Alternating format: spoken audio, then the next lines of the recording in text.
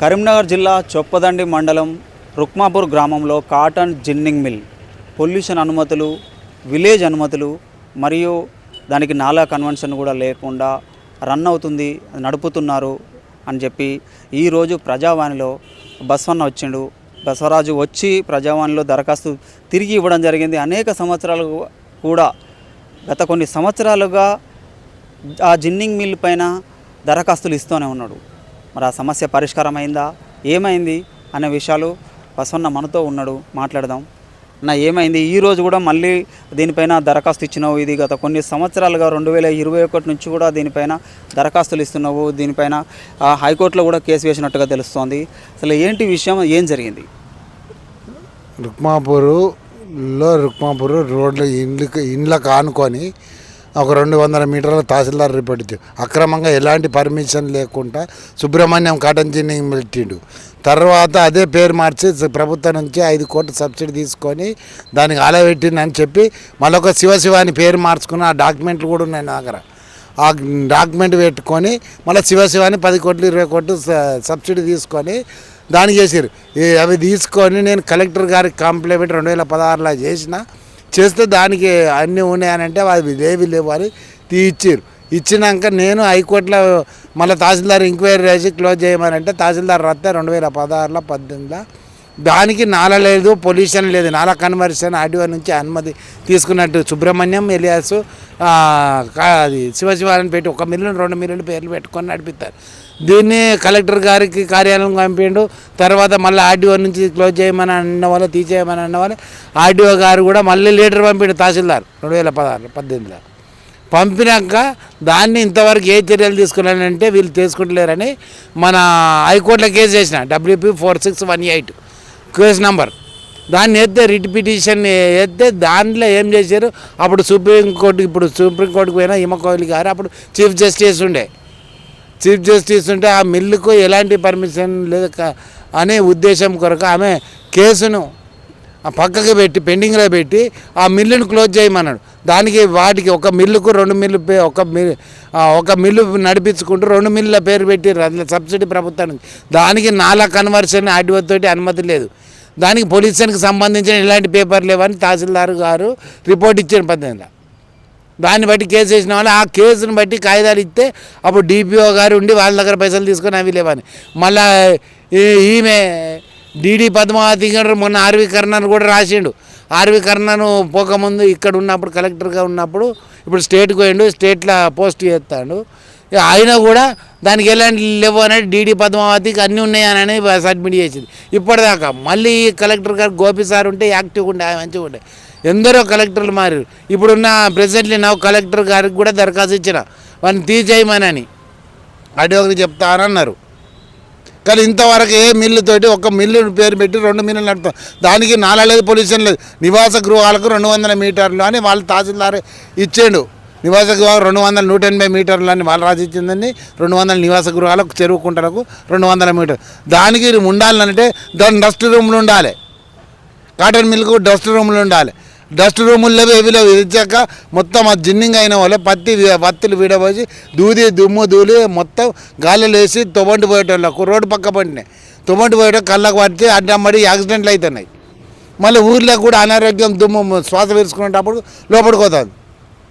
దాని గురించి ఇన్నిసార్లు ఇచ్చిన మళ్ళీ పక్క పంటే అక్కడ శివని శివప్రియ రైస్ మిల్లు పెట్టారు. 1 గుంట్ల 269 ఆనుకొని ఒక మిషన్ కాకతీయ కింద ఫస్ట్ పెడతారు 24 లక్షల తోటి మిషన్ కాకతీయ కింద చెరువు కుంటను పుడక తీసి చేయమనంటే అందులోకి వెళ్ళి తవ్వ పోసుకున్నారు. లోకల్ లీడర్లను పట్టుకొని ఆ మిల్లు యజమాని పోయి చేసారు. దాని మీద కూడా కలెక్టర్ గారికి ఎన్నోసార్లు ఇచ్చిన దానికి FTL లైన్లు ఉన్నది తీసివేయాలని తహసీల్దార్ గారు కూడా రాసిచ్చిండు. తువ్వని తీసేయమని తువ్వ పోసి FTL లైన్లు ఉన్నది 268 ప్రభుత్వ భూమి ప్లస్ పక్క పొంటి 209 12 ఎకరాలు 9 గుంటలని తీసేయమని ఇచ్చారు. ఇంతవరకు ఏ చర్యలు తీసుకుంటారు? వీళ్ళు కిందలకు రాస్తారు, వాడు పైసలు తీసుకుంటాడు, అది సపోర్ట్ చేస్తాడు. ఇంతకుముందు కూడా కలెక్టర్ గారిని అడిగిన అంటే వీటిపైన ఇప్పటికీ ఎన్ని ఫిర్యాదులు ఇచ్చినావు? ఆ ఫిర్యాదులపైన ఏమన్నా చర్యలు తీసుకున్నారా? ఇంతవరకు ఏ చర్యలు తీసుకోలేదు. చెత్త బుట్టలు వేసినట్టు ఎత్తారు. 2016 నుంచి 18 నుంచి చేస్తూనే ఉన్నా. అప్పుడు ఆ మిల్లుకి అంతకుముందే చేసినా కానీ ఇంతవరకు వాడు ఇద్దరు కిందోడు పైసలు కోడిపుచ్చాం కళ్ళుద్దరు లెక్క వాడు పైసలు తీసుకొని పోతాడు. ఇగో ఈ రకంగా చేస్తారు. ఒక అధికారి ఒక జిల్లా కలెక్టర్కి ఐఏఎస్ ఆఫీసర్ వచ్చి మనం మంచి సంతోషంగా ఉన్నామని అనుకుంటే కిందోడు మంచిగా లేడు. ఏ వరకు అని చెప్పుకోవాలి. కిందోడు చక్కగా ఉంటే మీదోళ్ళు మంచి పేరు రాదా? ఈ కలెక్టర్కి మంచి పేరు వస్తుంది అని అనుకుంటే కిందోళ్ళు చక్కగా లేరు.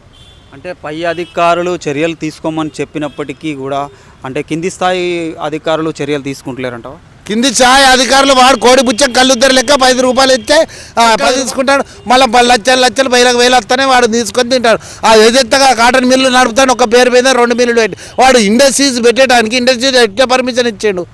దానికి నల్లలేదు పొల్యూషన్లు. ఒక ఇండస్ట్రీస్ ఒక మిల్లుకి పర్మిషన్ ఇవ్వాలంటే ఫస్ట్ నాలా కన్వర్షన్ చేయాలి. ఏది అగ్రికల్చర్ భూమిని కమర్షియల్ చేస్తున్నామంటే నాలా కన్వర్షన్ చేయాలి. ఆ నాలా కన్వర్షన్ చేసింది అన్ని మేము ఇండస్ట్రీస్ పెట్టుకుంటున్నామని పెడితే వాళ్ళు పొల్యూషన్ వాడు నో అబ్జెక్షన్ సర్టిఫికేట్ ఇవ్వాలి, పెట్టుకోవచ్చు దానికి అనుమతితోటి. ఏది దానికి కాటన్ మిల్లుకు డస్ట్ రూమ్లు ఉండాలని పెట్టి పొల్యూషన్ వాడు సర్టిఫికేట్ ఇస్తే ఇండస్ట్రీస్ వాడు లోన్ అప్పుడు ఇచ్చి చేసుకొని లోన్ తీసుకోవచ్చు. ఎదురొచ్చగా ఎవరిని తెలియకుండా ఒకటే మిల్లును చూసి 2 మిల్లులు పెట్టుకున్నారు. కావాలంటే ఇప్పుడు పోయి చూసుకొని ఒకటే మిల్లు ఉంది కాటన్ మిల్లు.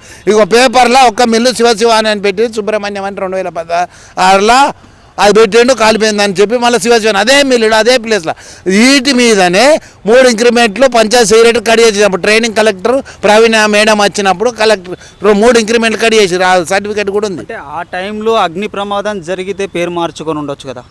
ఏది లేదు, కావాలని దొంగతనంగానే ఒక మిల్లును 2వ పేరు ఎట్లా పెట్టుకుంటూ మార్చుకుంటాం. పాడే భూమి వీళ్ళు ఇచ్చిన కాయిదాలు లేవా? వాళ్ళ మిల్లోడు అగ్రిమెంట్ చేసినాయి కొత్త ఇవి కనబడతలేవా?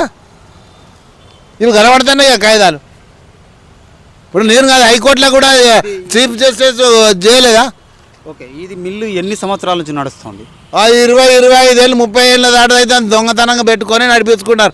ఇది ఏమనంటే ఇస్తారు పోతారు వాళ్ళు ఆడ పోయి పైసలు రూపాయి ఆడని ఎంక్వైరీ చేసుకున్నా అని చెప్పి డీడీ పద్మావతికి కూడా రాసింది. మన రాస్తే కూడా ఆమె అన్నీ ఉన్నాయని అని చెప్పింది. మళ్ళీ జేసీ గారు ఇవి లేదు మళ్ళీ ఇంకోళ్ళకి రాద్దామని చెప్పారు. ఇక ఇటువంటి జరుగుతుంది. ఇక వ్యవసాయ భూమిని అది చేసారు కాటన్ మిల్. ఇంకోటి శివపురి రైస్ మిల్లోడు ఆయనకి పర్మిషన్ ఇవ్వదు. ఈరోజు ఎన్ని దరఖాస్తులు ఇచ్చారు? ఎన్ని సమస్యల మీద మీరు దరఖాస్తు చేయడం జరిగింది? ప్రభుత్వ భూములు 700 ఎకరాల పై చేడుకున్నది అక్రమంగా ఇండ్లు కడతానమని అదొకటి ఇచ్చిన.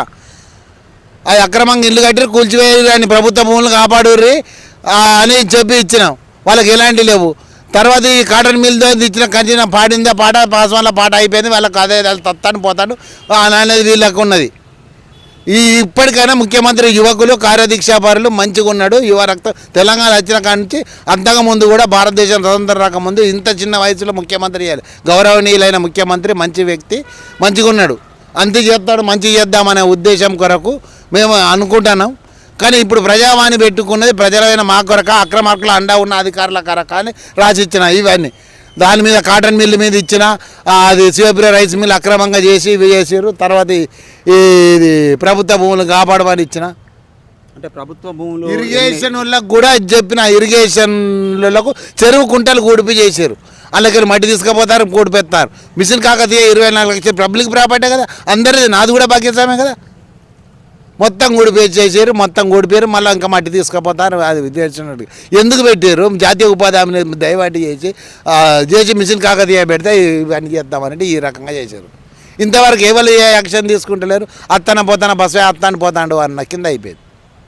ఇప్పటికైనా మీ ద్వారా తెలియపరుస్తున్న అక్రమార్కుల మీద యాక్షన్ చర్యలు తీసుకొని ఈ అధికారుల మీద చక్కగా చేయమని అధికారులను ఆదేశించగలరని గౌరవనీయులైన ముఖ్యమంత్రికి మన కరీంనగర్ జిల్లా కలెక్టర్ గారికి అడిషనల్ కలెక్టర్ గారికి ఆర్డీఓ గారికి ఇలాగ నేను తెలియపరచుకుంటూ మీ ద్వారా తెలియపరచుకుంటూ నేను ముఖ్యమంత్రికి కూడా విన్నవించుకుంటున్నా.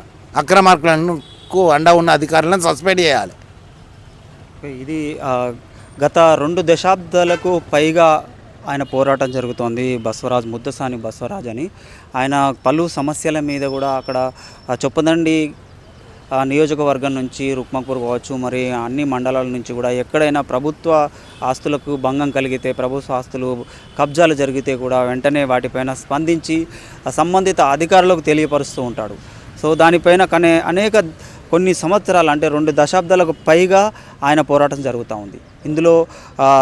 ఇందులో ఏమైనా సాల్వ్ అయ్యాయా, దీని మీద పై అధికారులు ఏమైనా చర్యలు తీసుకున్నారా లేదా అనే విషయాన్ని మీదకి వస్తే ఆయన ఎలాంటి చర్యలు తీసుకోవట్లేదు. నేను అప్లికేషన్లు ఇస్తూనే ఉన్నాను, దరఖాస్తులు ఇస్తూనే ఉన్నాను, నాకు ఎలాంటి వీటి మీద చర్యలు తీసుకోవట్లేదు అంటున్నారు. ఇకనైనా ప్రభుత్వ అధికారులు వీటిపైన స్పందించి తగు చర్యలు తీసుకోవాలి, శాఖాపరమైన చర్యలు తీసుకోవాలని చెప్పి కోరుకుంటూ చూస్తూనే ఉండండి టుడే తెలంగాణ.